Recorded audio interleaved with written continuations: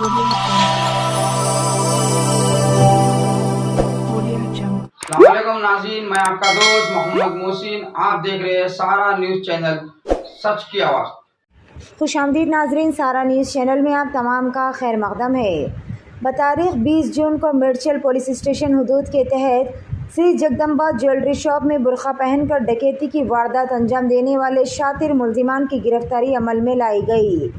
Cyberabad commissionerate के आला अहलकारों की रहनुमाई में इस जुर्म में मुलविस शातिर मुलजिमान की गिरफ्तारी के लिए 16 खुसूसी टीमें तश्कील दी गई थी और जाए वक़ू के करीब वाक़े 161 CCTV फुटेज की भी बारीक बीनी से जांच की गई थी और मुलजिमान का सुराग लगाया गया।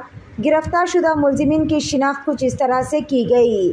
पहला मुलजिम 36 साला नाजिम अजीज़ जो के पेशे से बिजनेसमैन बताए गए। दूसरा मुलजिम शेख सोहेल उमर 23 साल। तीसरा मुलजिम सलमान उमर 24 साल। तीनों मुलजिमान पर भी मुख्तलिफ पुलिस स्टेशन हदूद के तहत कई सारे मुजरिमाना केसेस भी दर्ज बताए गए।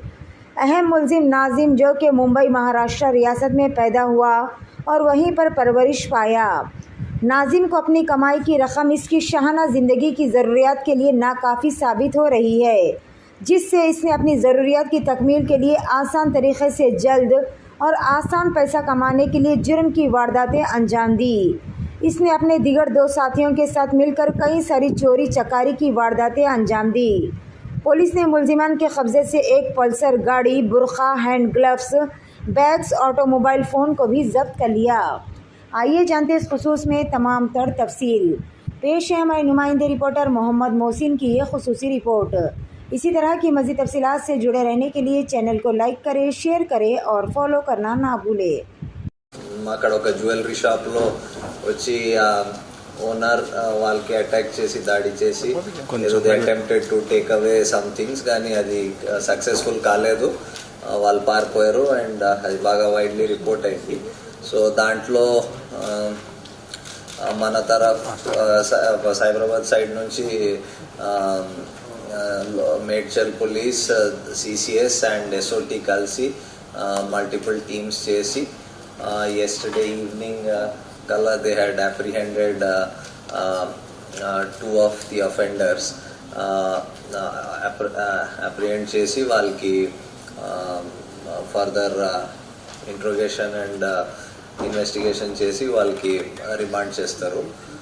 So dintlo 3 members were involved and one of them వాడు హెల్ప్ చేశాడు వాళ్ళకి టు గెట్ ద వెహికల్లో తీసుకురావడం అండ్ అక్కడ అబ్జర్వ్ చేయడానికి. So rest of the details I will ask DCP crimes and DCP mention to tell you. So this was the case. అది it was being reported that బయట నుంచి ఉన్న వాళ్ళు బయట నుంచి వచ్చిన గ్యాంగ్స్ ఉన్నాయి, but it was all local పీపులే ఫ్రమ్ హైదరాబాద్. చెప్పేస్తాను అబ్బాయి వాళ్ళందరూ అలర్ట్ కావడం, అతను కూడా చోర్ అని ఆ ఓనర్ మొత్తుకోవడం తోటి అలర్ట్ అయ్యేసరికి వీళ్ళు కూడా పారిపోవడం జరిగింది. ఇమీడియట్ గా మనకి ఇన్ఫర్మేషన్ రావడంతో వితిన్ 10 to 15 minutes లో మన టీమ్స్ అన్ని కూడా పోలీస్ స్టేషన్ పక్కనే ఉండటము, అక్కడ ఉన్నటువంటి క్రైమ్స్, SOT అందరూ కూడా ఇమీడియట్ గా టీమ్స్ ఫామ్ చేసుకొని దాదాపు 200 CC cameras, entry exit points identify చేయడం.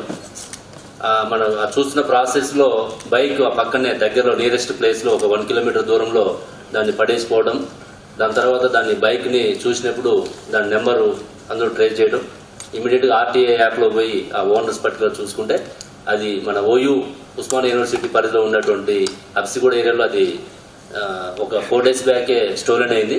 ఇమీడియట్ గా ఓనర్స్ ని కన్సల్ట్ చేసి అక్కడి నుంచి కూడా మనం CC ఫుటేజ్ కలెక్ట్ చేసి దాని రూట్ అంతా కూడా OUPS నుంచి అప్ టు చాదర్గఢ్, మీర్ చౌక్, చార్మినార్ వరకు కూడా దాదాపు అన్ని టీమ్స్ ఫాలోఅప్ చేసి అక్కడ రీసెంట్ గా వీళ్ళు చాదర్గఢ్ లో అయినటువంటి రాబరీలో కూడా ఇన్వాల్వ్ కావడము, అప్పటికే మన వాళ్ళందరూ కూడా జైలు రిలీజ్ పర్సన్ తీసుకోవడము, వాళ్ళ యొక్క ఇంట్రాగేషన్ రిపోర్ట్స్ స్టడీ చేయడము, ఎక్కడైతే CC ఫుటేజ్ క్లారిటీ వచ్చిందో అక్కడ ఈ పర్సన్ చాదర్గఢ్ లో ఇన్వాల్వ్ అయిన పర్సన్ ఐడెంటిఫై చేసుకొని ఇమీడియట్ గా IR లో ఉన్నట్టు నెంబర్స్ ఆధారంగా మనం A1 ని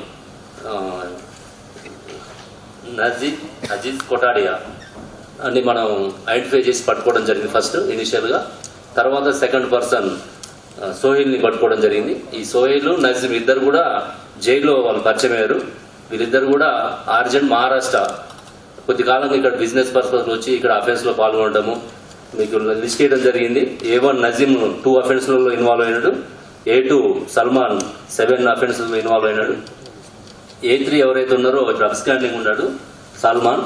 ఇతన్ని వాళ్ళు ఏం చేశారంటే చాలా జాగ్రత్తగా వాళ్ళకి క్రైమ్ నాలెడ్జ్ ఉండబట్టి వాళ్ళ బైక్ని ముందే తెచ్చి ఆడ పెట్టడం. మనకి సీసీ ఫుటేజ్ ఎంట్రీ ఎగ్జిట్ దొరకలేదు చాలాసేపు కూడా. ఒక 1 కిలోమీటర్ రేడియస్లోనే ఆ బైక్ని వాళ్ళు 2 days బిఫోర్ వచ్చి అక్కడ పెట్టిపోవడం వల్ల మనకి అర్థం కాలేదు. ఎప్పుడైతే బైక్ మనకి దొరికిందో దాని తర్వాత మళ్ళీ మనకి అప్సిగోడ్ నుంచి సీసీ ఫుటేజ్ స్టార్ట్ చేయడం జరిగింది.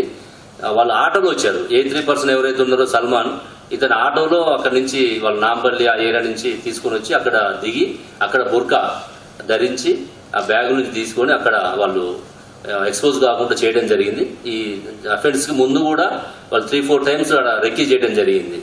ఇట్లా వాళ్ళు 10 places ఐడెంటిఫై చేసుకున్నారు. ఏదో ఒక షాప్లో చేయాలనే ఉద్దేశంతో మనకు హైదరాబాద్ సైబరాబాద్ కమిషనరేట్ పరిధిలో గోల్డ్ షాప్స్ని టార్గెట్గా చేసుకొని వాళ్ళు రెక్కీ చేసుకోవడం జరిగింది. ఇక్కడ వాళ్ళు రెక్కీ చేసిన తర్వాత వాళ్ళకి ఇది సూటబుల్ ప్లేస్ అని చెప్పి